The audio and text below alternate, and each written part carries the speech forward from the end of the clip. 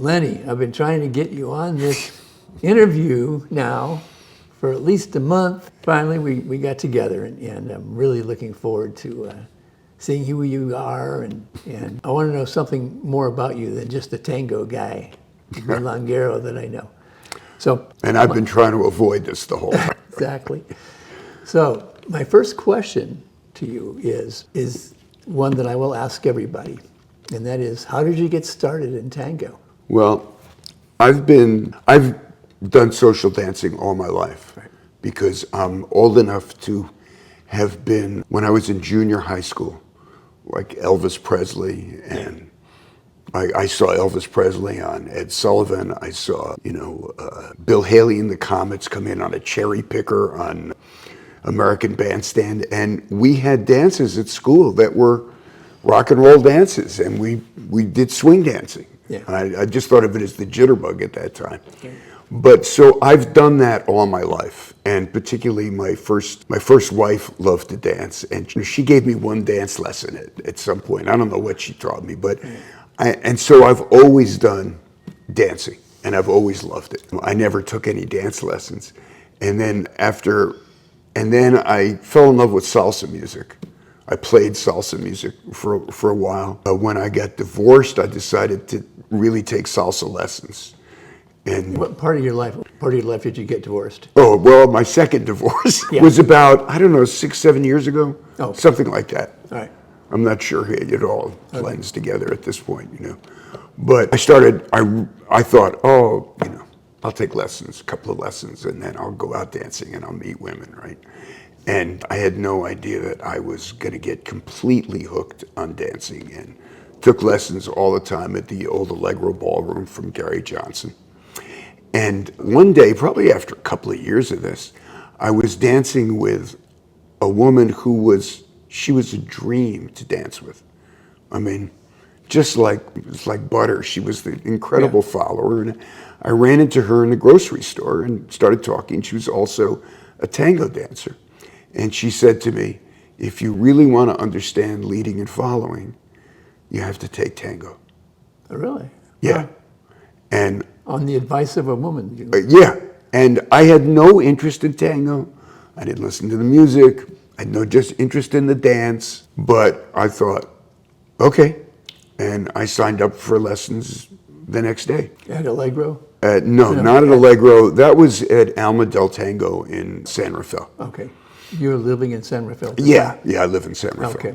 And that was just a little bit before COVID hit, I think.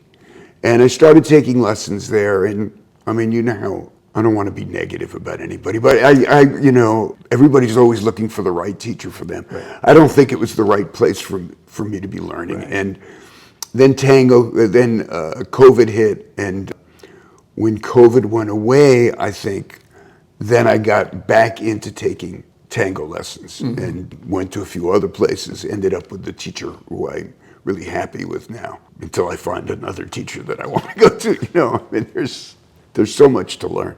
So who are you with? I'm with Jean-Pierre. Okay. And, he calls it Magdalena technique, which is just this word he made up. Yes. I mean, for him it meant you're focused on the woman. That was my second teacher. Oh, yeah. And when he was in Oakland, there next to the lake, for quite a while, you call it Tango Magdalena. Yeah, right. Yeah, that was for several years. He had one of the best milongas in town.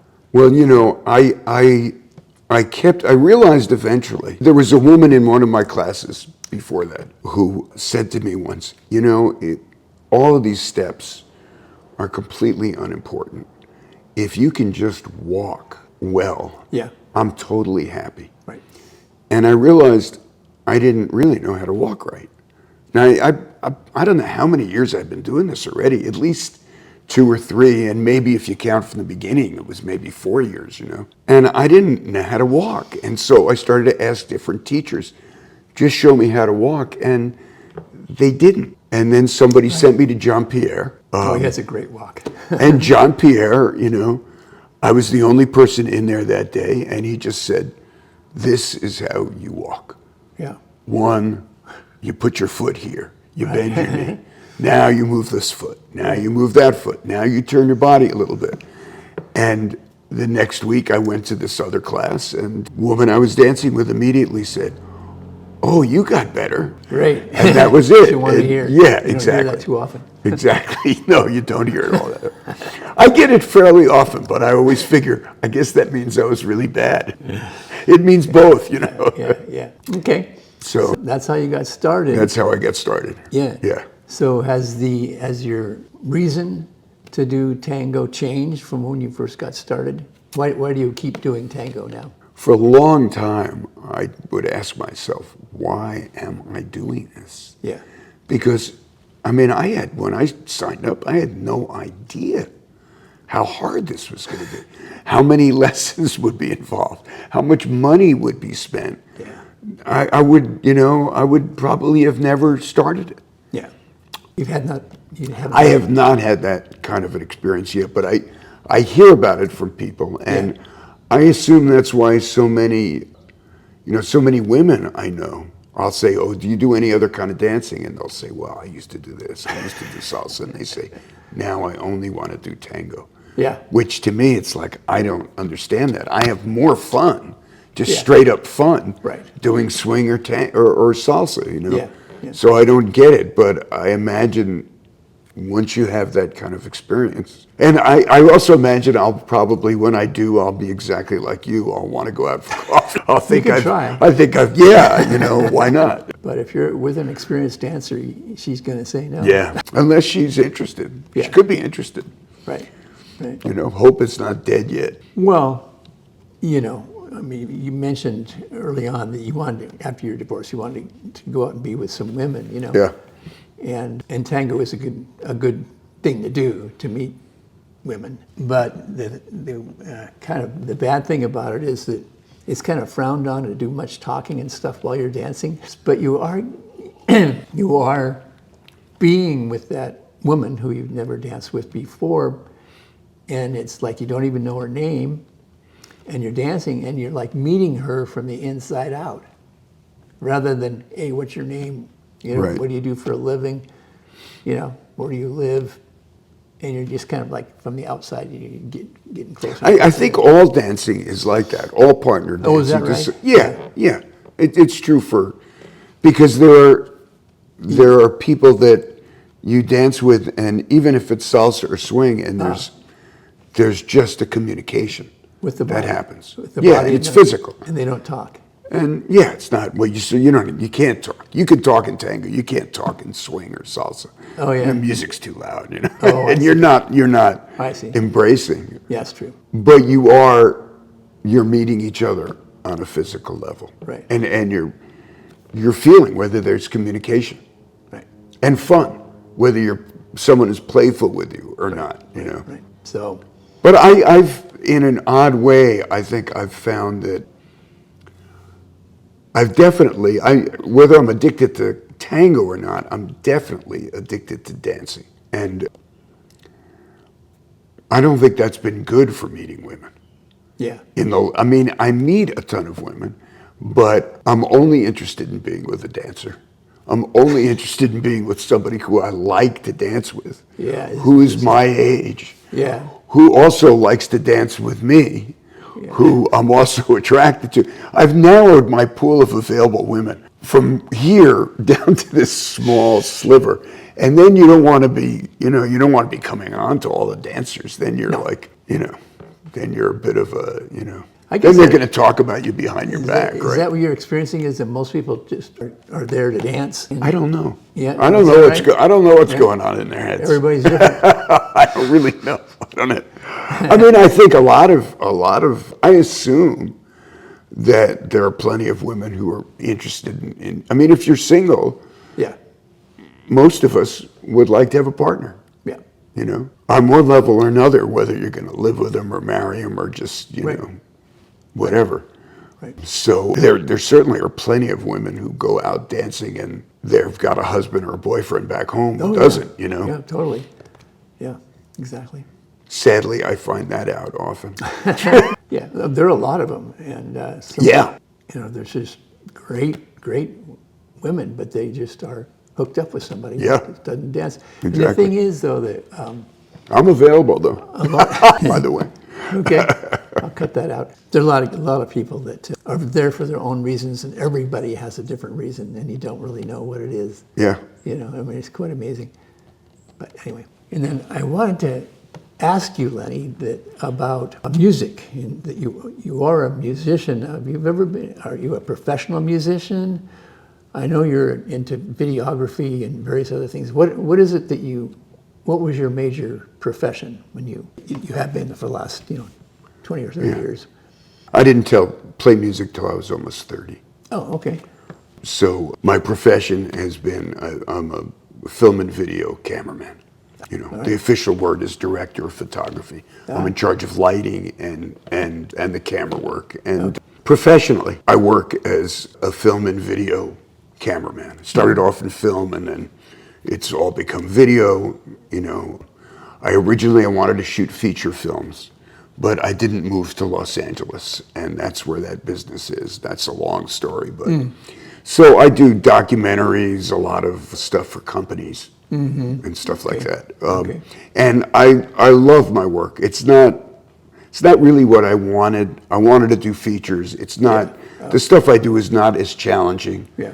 But it's always challenging. I love the people I work with. Yeah. And music, I really fell in love with music when I was a teenager. Okay. What kind of music were you listening to? Well, I was just your basic teenager. I listened to different kinds of music, and I got interested in jazz. Yeah. But I was listening to, it was no big thing. I went to listen to Dave Brubeck and stuff. But I had a friend in high school who was a very, very good jazz musician already. His father had been a swing drummer. He was an incredible saxophone player at 16. Wow. And he took me one day, said, "Come with me, we're going to go to New York, and you're going to hear real jazz." And he took me to Birdland, which was, really? Wow. like the jazz corner of the world, they called it. And we heard Art Blakey and the Jazz Messengers, which to anybody who knows about that is like one of the greatest jazz groups ever in the history of the world. Yeah. And That must have been an experience. it was incredible. I mean, it was tiny. I mean, this place was maybe half the size of your downstairs. It was just a little hole in the wall. So you were right there. Wow. And it was a traditional world. Had chick girls, and What kind of crowd was it? it was. But the crowd in those days was, it was mixed. It was black. It was white. Certainly would have been a large proportion of black people. I don't remember the crowd. Okay. I remember, but the music was unbelievable. Yeah. Just unbelievable to me. And I never came back.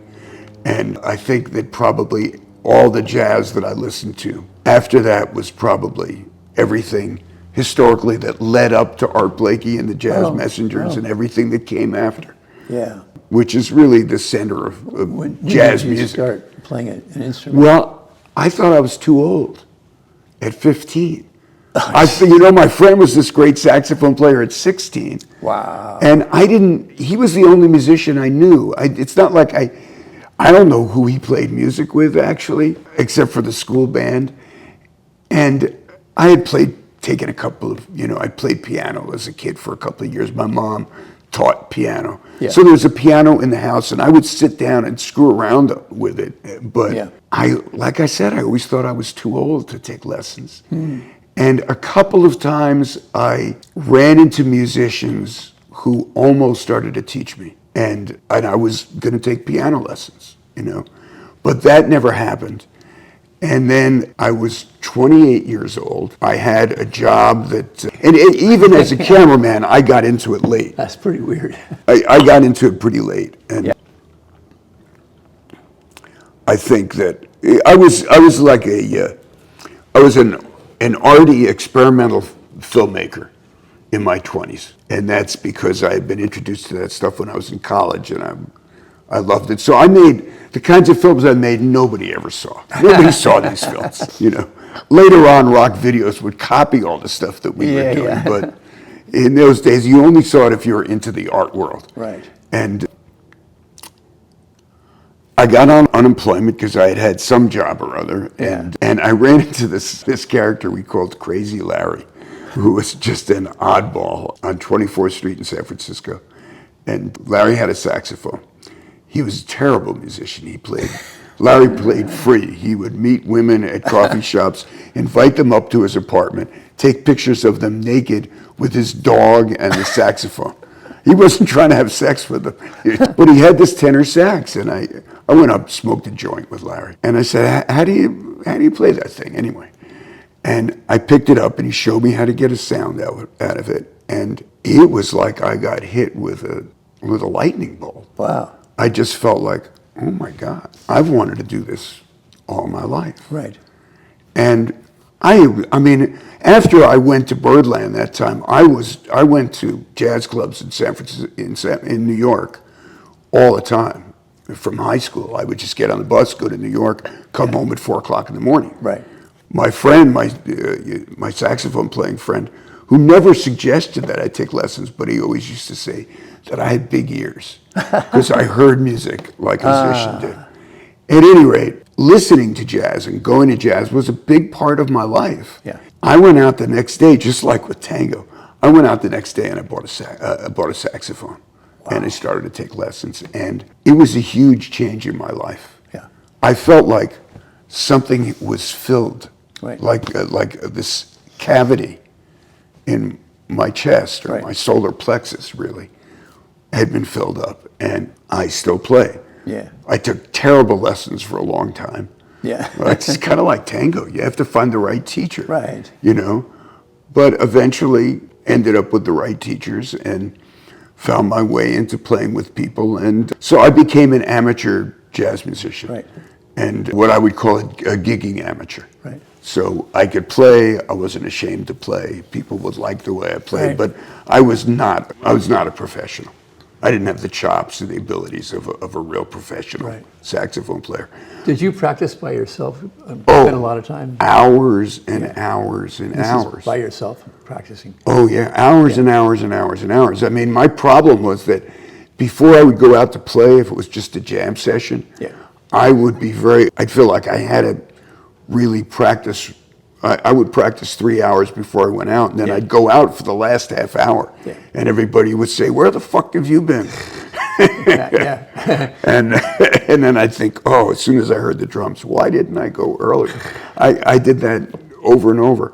Yeah. The process of learning to play jazz, I would say, and probably any form of music, but particularly jazz, was very similar to the process of learning tango. Yeah. Jazz is very, very difficult, technically. Yeah. I mean, it kind of dwarfs playing blues or rock and roll or anything Yeah. like that. You really have to learn your technical stuff. Right, right. And then when you go to play, you've learned all these things, and then you try to apply them. But if you're trying to apply them, then you're never going to apply them really right. I mean, if you listen to interviews with great musicians, they'll say, "What do you think about when you're playing?" And they'll say, "Nothing. I empty my mind." Well, that's still a goal for me as a musician. Interesting. Is to empty my mind. But I think tango is probably the same thing. You don't want to be thinking of what you're doing and your form and all of these technical things. So the two entities that you have are yourself, and then you have your audience, people listening. Yeah. And so you're the leader, obviously. You're producing. You're both the leader and the music. Yeah, well, I'm not necessarily the leader. I'm rarely the leader. in Well, a I group. mean, but aren't you? How you phrase it. Yeah. When I'm taking a solo, I mean, everything I'm doing, I'm in It's control coming of. from you. It's coming from me. Yeah. Right. Right. Unlike the tango situation where you're just leading the physical and emotional aspect of it. Is that the way you feel it, or do you look at Well, the it's audience different. as the follower? Your audience, your musical audience, is a follower. No, I don't think the only way, if I'm playing music, There is a connection, right? yeah, there is a connection, but it's an interesting question. I'm not thinking of the audience when I play music, but I want to play music that an audience can relate to, that a listener can relate to. Right. You know, I think that the most effective tool for me in learning how to play decently was when I started recording myself all the time. Oh, okay. And then I would listen to myself and just kind of like, I think if you record yourself dancing tango and you look at it, Yeah, have you gotten into that? yeah, just a little bit. Yeah. Well, But I mean, the first reaction great. when you listen to yourself playing is, Yeah. I'm horrible. It's just a bunch of disconnected notes, you know? And I mean, I had this steady gig, a weekly gig at a place in San Rafael, and I started recording myself, and I'd realize it's just notes. I'm not playing music. Yeah. And by, I remember the first time I listened to something that I played, because I'd play it at night when I came home, and I'd go, oh, that's music. That's music. And it was simpler. I wasn't trying to play. Before that, I'd play this pattern, I'd play that pattern, you know, try and do this hip thing. And instead it was, oh no, I'm just trying to be melodic. Yeah. I'm just trying to play a melody. Yeah. And then I would string together that more and more until it would finally get to the point where, oh yeah, that was all melodic. And some people learn that much earlier. You know, if I had played when I was younger, Yeah. played in a rock and roll band or something like, which is the way you should learn how to play, then I would have learned that right away. But instead I learned it, you know, instead I took on this incredibly complicated music first, which is ass backwards. You should really play blues or rock and roll first. But, Yeah. but that was, so, You can apply some of those lessons to tango. well, yeah. Then, you know. You know, it's the same thing. If you're trying to do some pattern, Yeah. It's a step. you know, Right. it's like, you know, you got to be playing music. You've got to be dancing so that your follower feels what you're doing. Right. You know, so it's not an audience, Yeah. but it's pretty similar. And, Yeah. Yeah. yeah. Interesting. Your practice, a lot of your time was spent practicing music, and you were all by yourself. Yeah. And there's some of the time when you're practicing tango that you're by yourself, but there's a lot of time though that you're practicing with a partner. And that's kind of the thing that's keeping me in tango in these times that we're in right now, where everything, our whole universe of people now, politicians, everybody, even financial people, want to separate us out into individuals and separate us from one from another, and they don't want us to meet or get together and compare notes, and they want to eliminate colleges and all that. You know, education is down. They want us to be dumb and stuff, and there's really not much that we can do about it. But you know, there's a huge thing that we can all do, and that is to get together, to connect, and new friends, old friends, meet people, but meet person to person, not on the internet. You know, touch the flesh, listen to music, and dance together. I always feel so much better when I'm on the dance floor dancing. I don't think about any of that other stuff. And I think that a lot of people are experiencing that same thing. What is your experience now? Are you feeling that community as you've been developing community now? I see you developing friends. I think, I don't see it as a reaction to what's happening politically. No. I mean, what's happening politically is horrible. Of it. Yeah. But the community of dancers, which to me, that's not unique to tango. I mean, I had tons of friends who were salsa dancers. Okay. Especially when the old Allegro ballroom was together. There was really a crew of us. Right. We would just hang out in the corner, you know. Oh, great. In fact, there's a guy, George. What's George's last name? I can't remember George's last name. But I would go to these dances and I would ask women to dance, but I wouldn't talk to them, you know. And I remember being at a dance and watching George, and George is just sitting in a corner, surrounded by a bunch of women and a couple of men, but mostly women, and he's just chatting it up. And I thought, I got to hang out with George. That's where this is at. And so I just kind of joined that group, and that transformed my whole relationship to dancing in that because then, I'm in this community of dancers, and the swing community I'm in is incredible. I mean, it's in San Rafael, and all the people who took from a particular teacher over there just formed this group of, they call themselves the Swing Nuts, and started, there's a whole list of us on the internet, and I get a thing every week that tells me, where's the dance this week? And we're just a gang. Yeah. And I go to a dance with Swing Nuts there. I have to make sure I dance with everybody. Yeah. And there's a lot of them. So maybe I get to dance with somebody a couple of times. Even like there's some women I don't particularly like dancing with them. I have to, Yeah. that's They're in the gang. they're in the gang, right? So I love that. I mean, I'm a very social person. I'm a very talkative person, and so yeah, I love that. It's true for tango, and it's true for swing and salsa, and even in my video world, we're kind of, we're sort of a family. Yeah. The people, I'm very good friends with the people I've worked with for years and years and years. I've been doing it a long time, so it's You're blessed. And very, very, very blessed. yeah, and a lot of people don't have that in their life.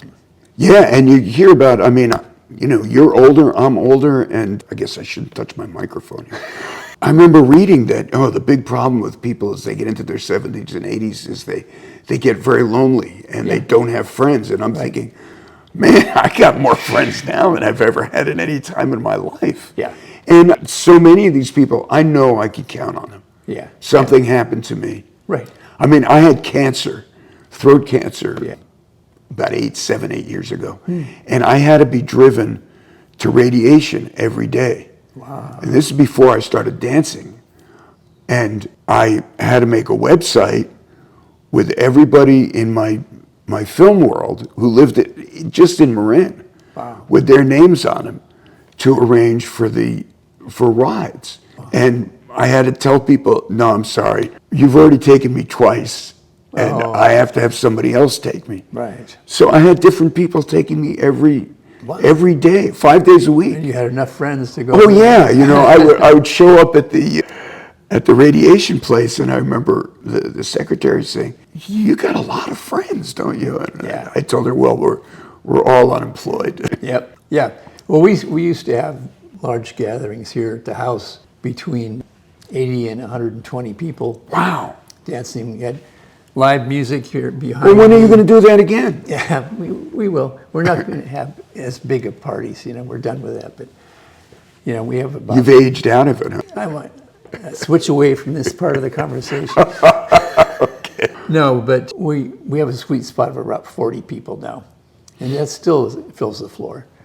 40 people, and we have good times.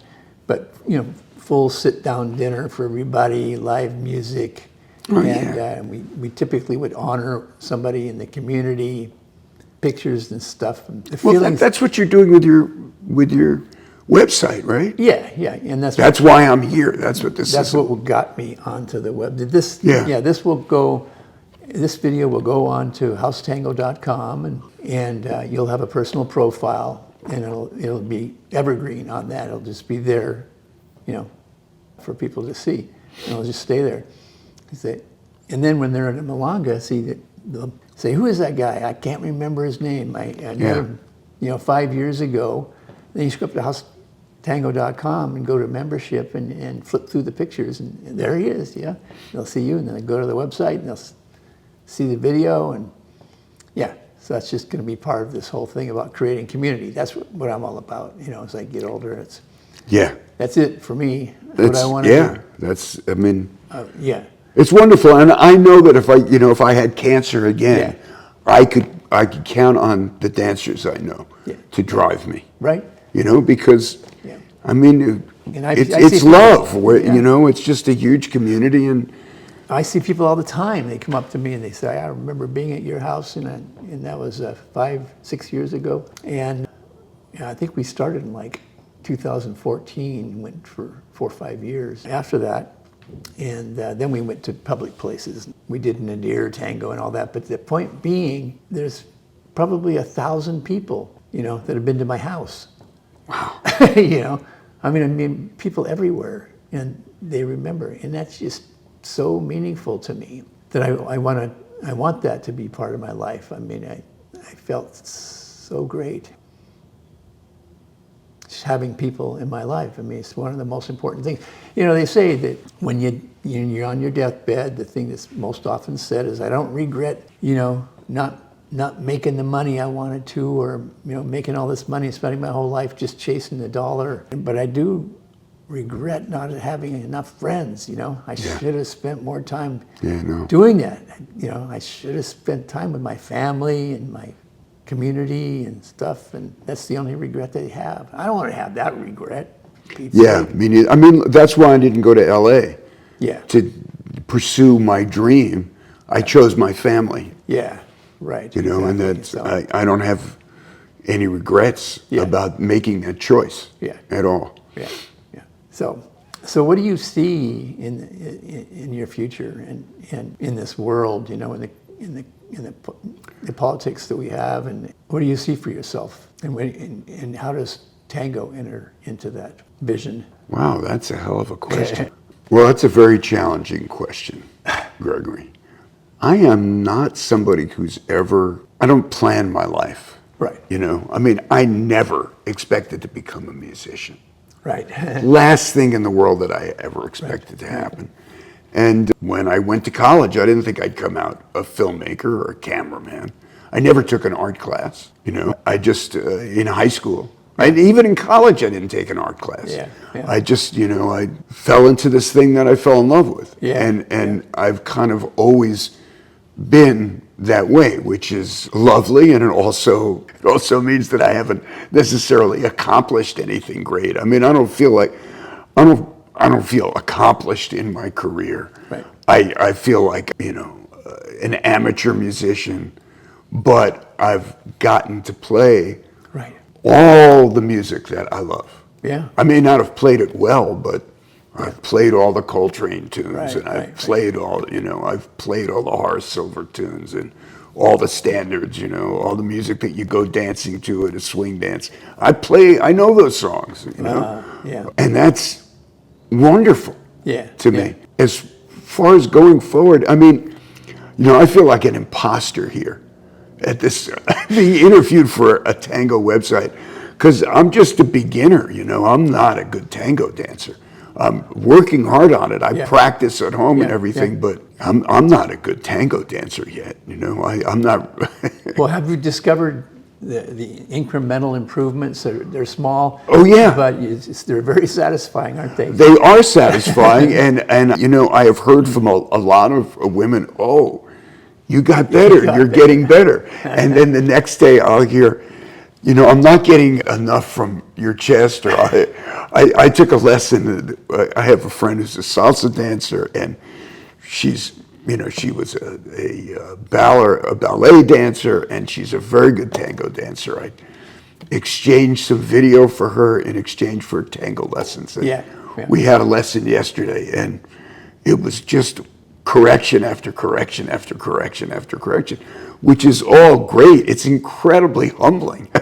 But she started off by saying, well, first of all, you're a lot better than last time. So, but in terms of what, you know, I mean, one of my main goals really at this point in life is I want to be able to hold on to my house so I can leave it to my daughter. That's really, I would say, my principal goal in life, you know, because I don't have much money to leave her, but I have a house that's worth money. And I want to be able to keep working to be able to do that. I've kind of, the work as a cameraman is really, the bottom has fallen out of this business. And also I'm probably somewhat aged out of it. So I've gotten into doing color correction work, which I really kind of love. So I'm trying to build that up as a career, which is sort of nutty at 77.